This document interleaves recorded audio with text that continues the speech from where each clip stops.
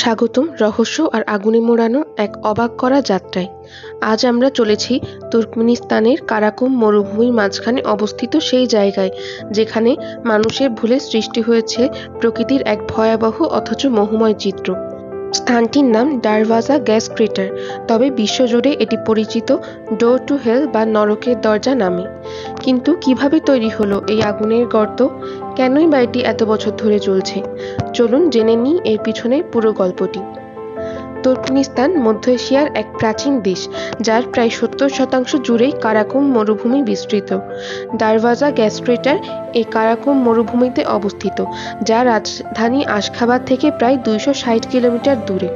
এই মরুভূমির বুকে লুকিয়ে আছে গ্যাস, তেল ও খনিজের অমূল্য ভাণ্ডার।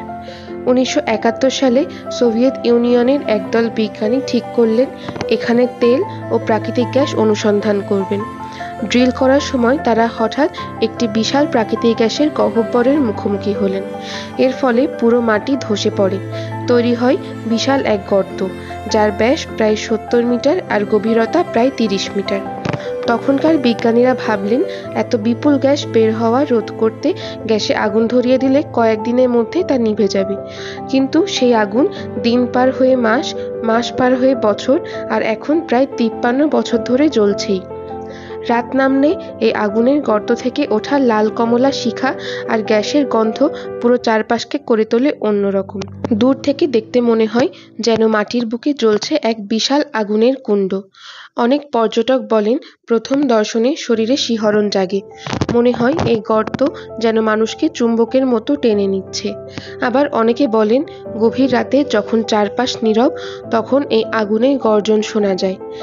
এমনও গল্প শোনা যায় কেউ যদি দীর্ঘক্ষণ গর্তের ধারে বসে থাকে, সে নাকি আগুনের শিখায় দেখতে পায় অদ্ভুত ছায়া আর রহস্যময় রূপ। এটি একই সাথে ভয়াবহ এবং অপূর্ব সুন্দর। কেউ কেউ কাছে গিয়ে আগুনের গরম বাতাসের ঝাপটা অনুভব করেন। আবার অনেকে দূরে দাঁড়িয়ে থেকে ভাবেন প্রকৃতি কতটা শক্তিশালী আর রহস্যময়। বিজ্ঞানীরা আজও এর উৎপত্তি ও দীর্ঘদিন ধরে জ্বলে থাকার বৈজ্ঞানিক কারণ নিয়ে গবেষণা করছেন।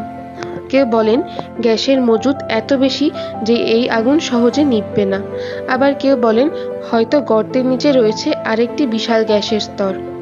আজ এই ডোর টু হেল তুর্কমেনিস্তানের সবচেয়ে আলোচিত টুরিস্ট স্পট। মরুভূমির মধ্যেই পর্যটকরা তাঁবু খাটিয়ে রাত কাটান, আগুনের কুণ্ডকে ঘিরে বসে গল্প করেন, ছবি তোলেন, ভিডিও করেন।